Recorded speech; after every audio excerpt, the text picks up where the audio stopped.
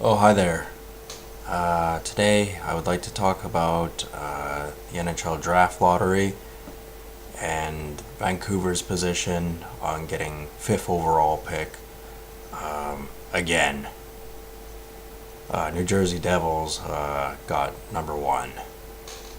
There's a few points I want to bring up. I honestly don't care that much that the Canucks didn't get number one, number two, or number three, really. I mean, that sounds strange. I'm a hockey fan and I really like the Vancouver Canucks, but I don't care that they didn't get a higher draft pick. And I'll explain why. Why right here. An excellent website to go on just to check up on your facts so that you don't say something incorrect when you're making a video. I mean, I had a fairly good idea anyway, but the website is called hockeyreference.com in case you want to know about the draft, when certain teams won the Stanley Cup, and other statistical facts. It's very reliable and completely accurate. So anyway, what I want to do is basically go through a run through of all the number one picks since 1980. It's getting a bit late, and I can't be bothered to read all the first round picks at this time. But I want to make note that just because you get first round pick, first overall, it doesn't actually mean that much. Don't get me wrong, there have been a fair amount of good players that have come out of it, but there have also been some dodgy ones that have accomplished nothing. And then there have been some who've been good, but they've never taken home a Stanley Cup for any team they've ever played for. Not just the team they were drafted by, but I mean by any team. In fact, the last first overall draft pick to win a Stanley Cup was, of course, Patrick Kane in 2007. It is 2017 now, and the 2016 first overall was Austin Matthews, and he had a not bad season. He had a pretty good season, but he didn't get past the first round of the playoffs. I mean, that's a little bit unfair to the guy. He only just got into the NHL, so that's not fair to say that he's never going to win a Stanley Cup or whatever. But at this point in time, he hasn't won one, and there hasn't been first overall to win one since Patrick Kane. Well, actually, that's not entirely true. I mean, he's the latest player, the most recent one to be drafted first overall to win a Stanley Cup. That's what I was getting at, because most of the picks have been by the Edmonton Oilers, and as we all know, Edmonton hasn't won the Stanley Cup since the 80s. The Florida Panthers in 2014 picked Aaron Ekblad, fairly decent hockey player. Again, Florida's not really done too much. Nathan MacKinnon, a lot of people thought he was going to be really good. Mediocre. He's not that good. Nail Yakupov, very terrible first round pick, I must say. I'm not the first one to say it, and I'm not the last either, so something to consider. Well, since 1980, 6 players that were drafted first overall have won the Stanley Cup. So, statistically speaking, just because they're first overall doesn't mean anything. Patrick Kane, Sidney Crosby, Marc-Andre Fleury, Vincent Lecavalier, Mike Modano, and of course Mario Lemieux. 3 of those players were on Pittsburgh, 2 of them at the same time. and both of them have won their Stanley Cups at the same time, being Marc-Andre Fleury and Sidney Crosby. Uh,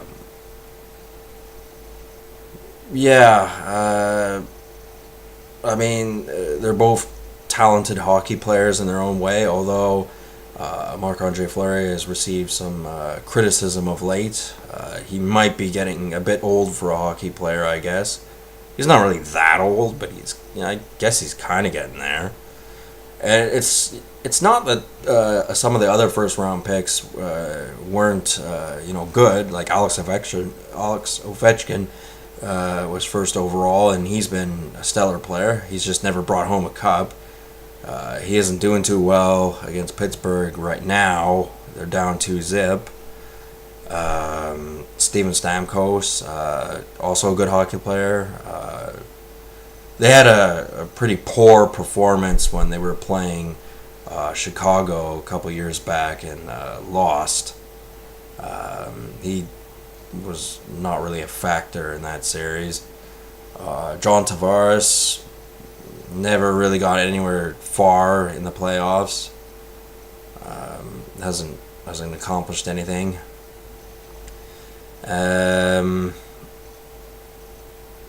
Yeah, well, there have been other guys like Joe Thornton, Eric Lindros, Rick Nash, Ilya Kovalchuk. They've had some of them had good years and things like that, but yeah, again, they just never brought home the cheddar, and that's basically the bottom line: is you got to bring it home.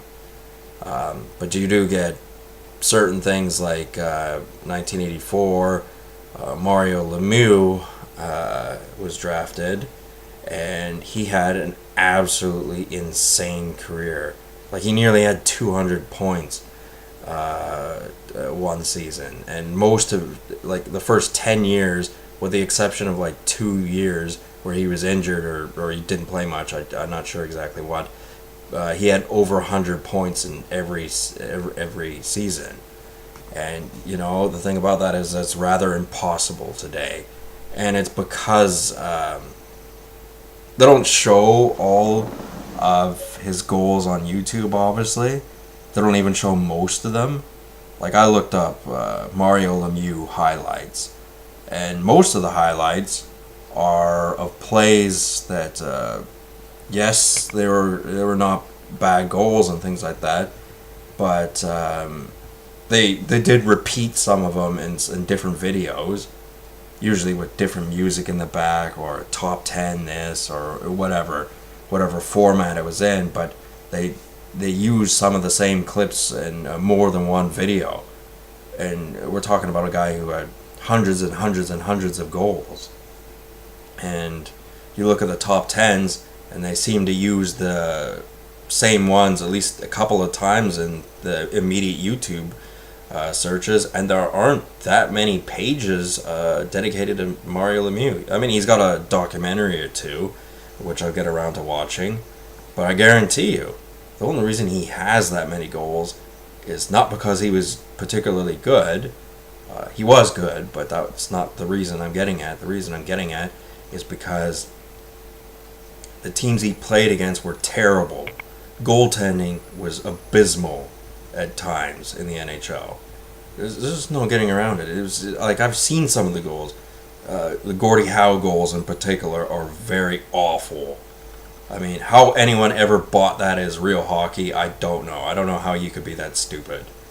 But some people were. I mean, that's just too bad for them. But I did notice from what I saw of Mario Lemieux, he was a guy who didn't move particularly fast. Like, he only moved as quickly as he had to. I guess that's smart if you don't want to get injured and things like that. But he pulled some moves. I mean, against Ray Bourque and things like that. And, it wouldn't have worked on me. And I'm only an average skater. And I haven't played much hockey in years. And, the moves he pulled, they wouldn't have worked on me. And some of these hockey players, defensemen in particular, that he made these insane moves around, or supposedly insane for the time. They, like, they were supposed to be professional athletes, and they didn't stop him. Anyway, he won the Stanley Cup, Mario Lemieux. But another reason why I'm not particularly annoyed that Vancouver didn't get a higher draft pick is because not all good players get drafted first overall.